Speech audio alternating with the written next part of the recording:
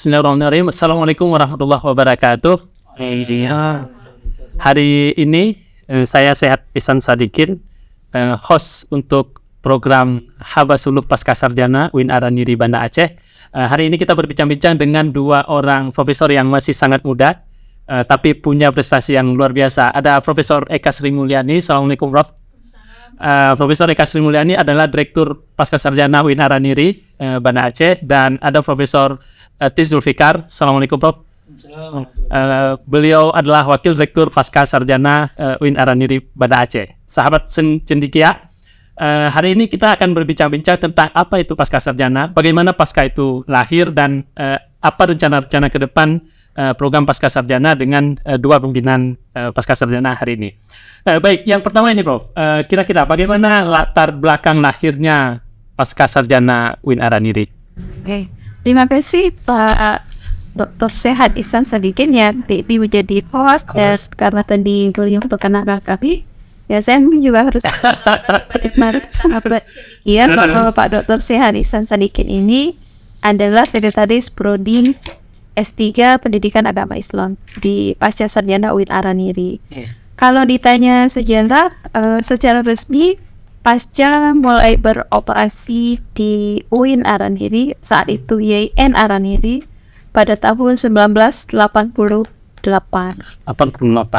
Dan saat itu hanya program Magister atau S2, dan prodinya hanya satu, tapi kemudian terbagi ke beberapa konsentrasi.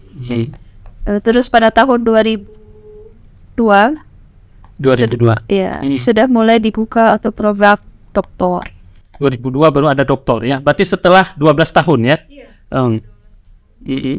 Dan doktor juga masih terbatas ya, karena kita hanya punya program doktor untuk pendidikan agama Islam dan fikih modern. Jadi mudah-mudahan dalam waktu yang tidak lama ke depan kita akan punya program doktor dalam bidang yang bisa mencakup keilmuan yang lebih ekstensif lagi. Misalnya yang sedang kita coba fokuskan segera dalam waktu dekat, S3 Islamic Studies atau pengkajian Islam sebagaimana yang ada di kampus-kampus PT KIN terkemuka di Indonesia. Baik, bicara tentang Islamic Studies dan yang lain, prodi-prodi yang lain, kan Islamic Studies ini ada di Jakarta, ada di Jogja, ada di mana-mana. Nah, sebenarnya apa yang membedakan kita ini? Baik Islamic Studies yang kita mau buka atau yang lain? Uniknya Pasca Sarjana Araniri ini dibandingkan yang lain apa? Baik. Terima kasih Pak Dr. Sehat. Di Pasca Sarjana kita sudah memiliki prodi IAI, Ilmu Agama Islam. Yang di bawahnya itu ada dua konsentrasi, fikih modern dengan pemikiran Islam. Nah, ya itu untuk level S2. Nah, nanti untuk level S3 kita memang ingin membuka Islamic Studies. Tentu ada kesamaan dengan Islamic Studies yang lain, dikarenakan memang harus satu prodi itu memang tidak boleh terlalu jauh bedanya. Itu berhubungan dengan kurikulum tentu harus sama. Nah, tapi tentu semua prodi dimanapun dia berada tentu ada keunikan masing-masing. Nah, kalau kita di UIN Araniri, dikarenakan Aceh merupakan sebuah provinsi yang menerapkan syariat Islam, tentu nanti ada konten-konten mata kuliah yang betul-betul mendiskusikan tentang penerapan syariat Islam di Aceh. Nah, saya pikir itu suatu keunikan yang kita miliki. Bahkan Pasca Sarjana UIN Araniri memiliki satu program studi yang mungkin hanya kita yang memiliki, yaitu fikih modern S3. Fikih modern S3 itu saya yakin tidak banyak di kampus lain yang memiliki fikih modern. Dan ini sangat menarik bagi banyak orang. Tadi sempat ada yang datang menanyakan tentang informasi yang berhubungan dengan fikih modern, dan dia mengatakan ini suatu hal yang cukup bagus karena memang fikih modern yang dibutuhkan saat ini. Ada ijtihad kontemporer dan segala macam. Itu dikaji di fikih modern. Saya menarik ketika beberapa saat terlibat menjadi pimpinan di Pasca, pernah beberapa kali menjadi ketua di sidang tertutup, dan saya melihat topik-topik fikih modern itu luar biasa, sangat kontemporer, punya misi kekinian yang luar biasa yang perlu kita kaji kembali dengan ilmuwan yang dulunya belum pernah didiskusikan sendiri itu.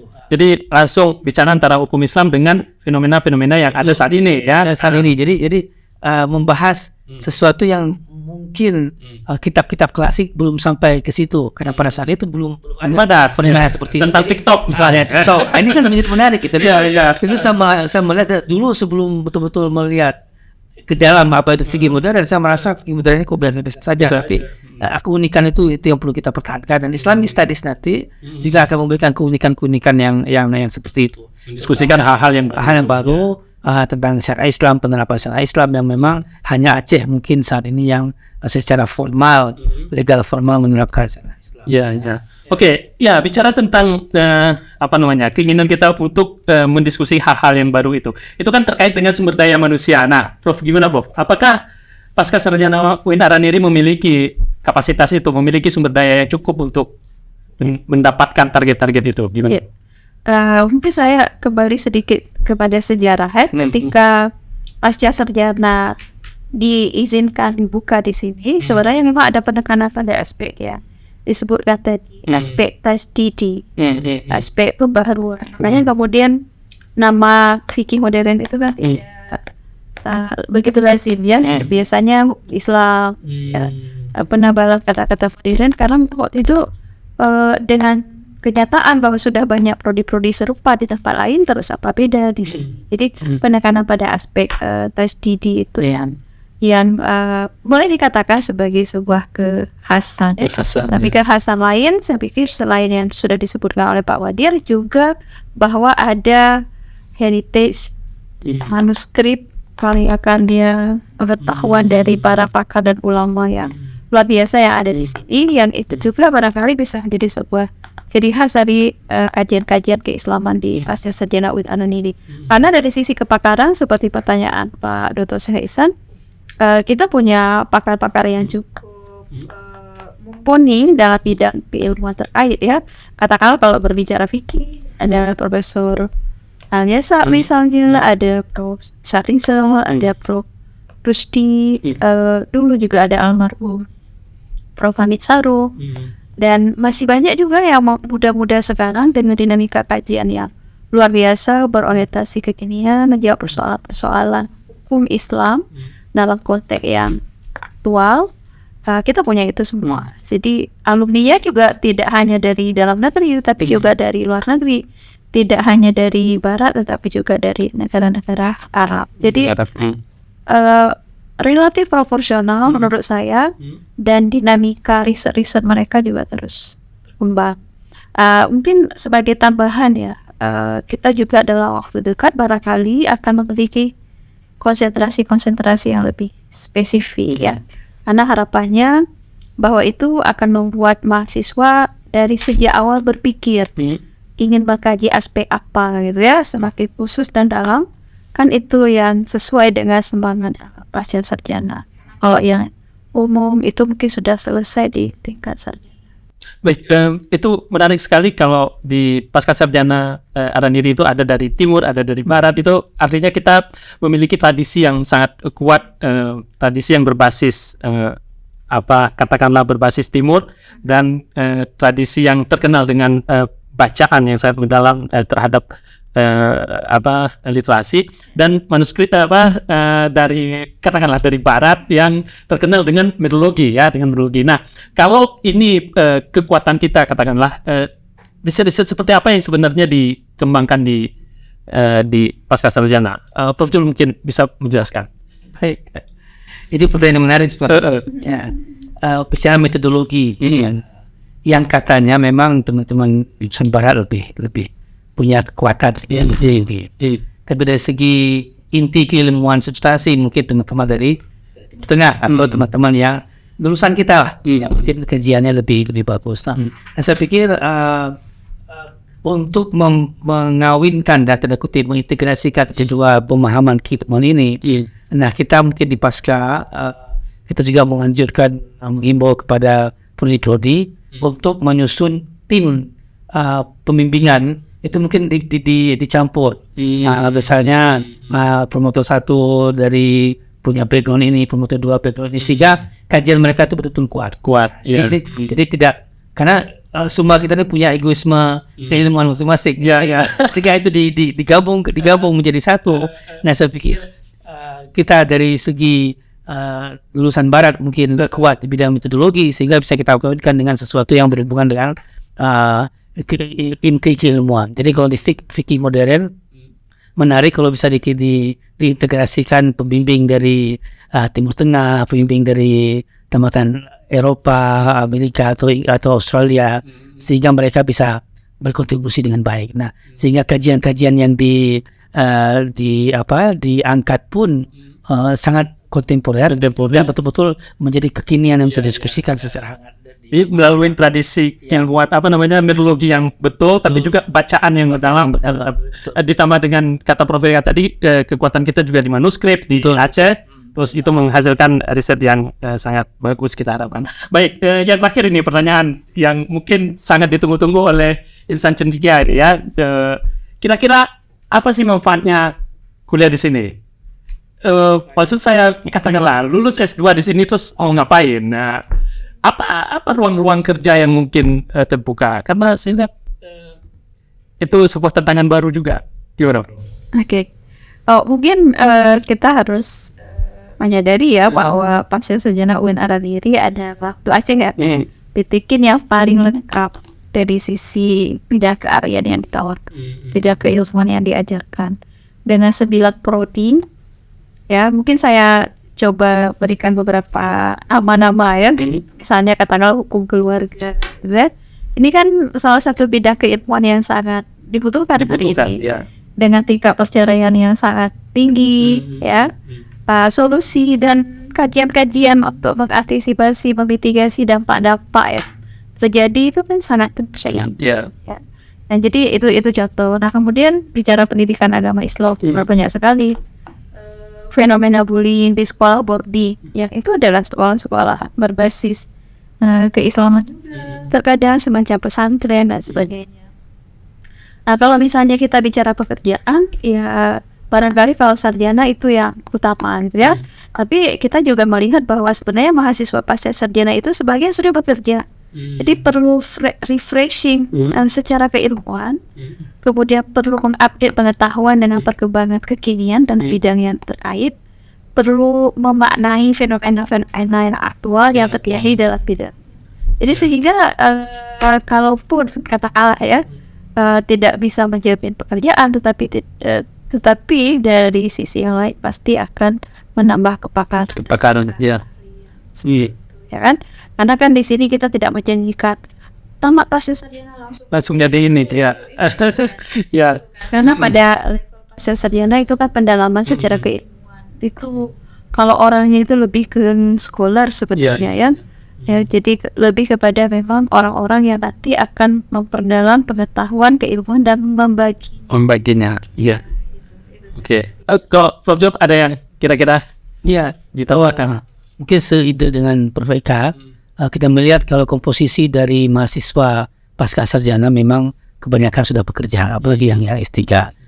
Dengan mereka berada di sini, kita memberikan wacana berpikir sebenarnya, apalagi itu S3. Critical thinking yang kita angkat sehingga mereka ketika menyelesaikan tugas-tugas perkuliahan itu betul-betul sesuatu yang isu yang mereka hadapi.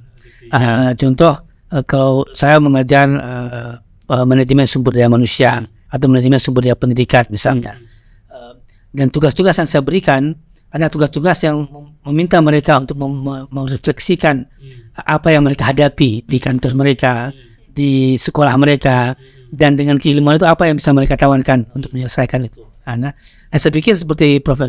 sampaikan tadi, tidak pekerjaan yang kita tawarkan, tapi wawasan dan keilmuan yang kita tawarkan, sehingga dengan mereka punya keilmuan tentu mereka bisa eksis di mana-mana. Nah, itu saya pikir lah. Begitu juga dengan teman-teman sekarang untuk S2, saya melihat cenderung mahasiswa yang masih muda-muda, masih fresh, mereka melanjutkan studi. Nah, saya pikir sesuatu hal yang baik. Mereka ingin menyambung pola pikir yang mereka sudah miliki, mereka sambung ke sini, mereka lebih berkembang sehingga nanti mereka bisa kemana-mana. Bahkan bisa menjadi independen, bisa berpikir, bisa kritis dalam hal berpikir, sehingga mereka independently kreatif dan financial independent lah, misalnya tidak menunggu sesuatu ditawarkan pekerjaan PNS atau apa. Nah ini yang Tapi begitu disebutkan PNS, saya tinggal ingat juga untuk menjadi dosen kan tamatan S2 juga ya. betul. Tamatan S2 di Araniri artinya dengan jumlah prodi yang sangat banyak tadi, saya terbuka untuk menjadi dosen di PTKI yang ada di Aceh. Saat ini saya kira sangat banyak ya kan, saya punya ya, itu mungkin terbuka. Saya pikir gini, walaupun ada prodi-prodi sama yang ditawarkan di kampus-kampus lain, tapi mungkin ada sesuatu hal yang menarik. Kalau mahasiswa calon mahasiswa datang ke Aceh kuliah di kampus negeri, ada hal sesuatu yang menarik saja sebagai mahasiswa. Kampus tua The taste of belonging itu ya mereka miliki, sehingga bisa jadi keilmuannya bisa sama di tempat lain, tapi karena taste keilmuan itu mereka bisa berada di sini. Dan kalaupun mereka sudah lulus jadi PNS, tidak mesti harus di-win kan? Ya, tidak mesti di-win, mana pun bisa ya. Bisa tuh. Dan alma mater tuh meter. Ya. Amaternya itu lebih kayak gitu. Ya. Menjadi alumni. Itu sama seperti menjadi alumni Jogja, alumni Darat, alumni Leiden misalnya. Something sesuatu ya. Dan sebenarnya kan salah satu yang tadi barangkali bukan pekerjaan yang makin menjanjikan, tapi wawasan adalah menurut saya ya, bagaimana berkuliah di pasca sarjana UIN Araniri seolah-olah berkuliah di luar negeri. Nah, artinya gini, dosen-dosennya kan dari sisi background pendidikan, dan ke depan juga ke arah pengembangan bagaimana caranya kita memiliki network secara keilmuan, memiliki mahasiswa-mahasiswa minimal ya dari kawasan Asia Tenggara yang sudah ada sekarang kan. Malaysia. Cuma secara kerjasama kan kita mungkin punya peneliti dari luar negeri ya. Kalau sekarang barangkali saya bisa sebut ada mahasiswa S3 dari Korea Selatan. Dari Korea. Ya kan, secara tidak langsung kan akan masuk ke kelas Pak Syekh Ihsan juga kan. Metode penelitian pendidikan agama Islam. Nah itu sebagai contoh ya, bahwa interaksi secara keilmuan dengan dunia luar itu terjadi. Jadi kalaupun tadi bicara manuskrip sebenarnya mengakan dan berpucuk gitu ya. Apa istilahnya Prof? Globally ini sesuatu yang sangat penting juga ya, membangun network, tetapi pada saat yang sama memiliki kekhasan yang dipertahankan dan menjadi warna tersendiri. Jadi kalau semangatnya itu lokasinya boleh di selamat, tapi semangatnya itu adalah semangat yang global ya. Dunia. Dan podcast ini kan selamat semangat mengglobal. Tadi mohon maaf belum ada di tempat fakultas. Ini yang ada podcast. Kita mulai di podcast. Kita ingin mengirim pesan Pak Sehan yang berbicara di sini, tapi bisa didengar oleh semua orang di seluruh orang yang mengakses itu kan akan ada beberapa kuliah-kuliah yang barangkali secara pengantar orang bisa menangkap, tetapi kalau pendalaman tetap harus datang ke sini. Dari sisi bagaimana kita menebar ilmu pengetahuan yang informasi agensi itu akan ada di podcast, tetapi kalau misalnya pendalaman ya pastinya juga perlu ada interaksi yang terjadi secara langsung. Baik. Iya. Baik, sahabat cendekia, saya kira ini sesi pertanyaan terakhir tadi yang saya ajukan kepada dua profesor pimpinan Pascasarjana UIN Araniri Banda Aceh. Tapi yakinlah bahwa apa yang kami ceritakan ini hanya sepenggal dari apa yang sebenarnya terjadi di Pascasarjana. Ada masih banyak lagi program yang sedang dikembangkan, pembangunan jejaring dengan dunia internasional yang lebih luas. Seperti kata Prof. Eka tadi, kita sudah melakukan kerjasama dengan beberapa negara di luar juga untuk mengembangkan Pascasarjana Araniri, dan kita sudah mulai program double degree juga dengan beberapa universitas di Malaysia, dan ke depan tentu saja bukan hanya dengan Malaysia ya, dengan negara-negara lain pun kita akan melakukan hal yang sama. Dan kita sedang mengembangkan juga beberapa prodi yang lain, termasuk tadi lupa kita katakan antropologi Islam yang mungkin dalam waktu dekat juga akan mulai kita penerima mahasiswa baru. Dan terakhir saya ingin katakan, terus ikuti channel Pasca Sarjana ini, karena di dalamnya akan ada ceramah-ceramah tentang ilmu pengetahuan, kuliah-kuliah singkat, dan tentu saja untuk pendalaman nantinya harus ke Pasca Sarjana mendaftar ya. Silakan lihat di link di bawah ini nantinya, dan hubungi nomor WA di bawah ini, nanti bisa tanya langsung bagaimana cara mendaftar, bagaimana program di Pasca Sarjana dan lain sebagainya. Saya Syekh Hasan Sadikin sebagai host untuk Habasulu Pasca Sarjana mohon diri. Wassalamualaikum warahmatullahi wabarakatuh. Assalamualaikum warahmatullahi wabarakatuh.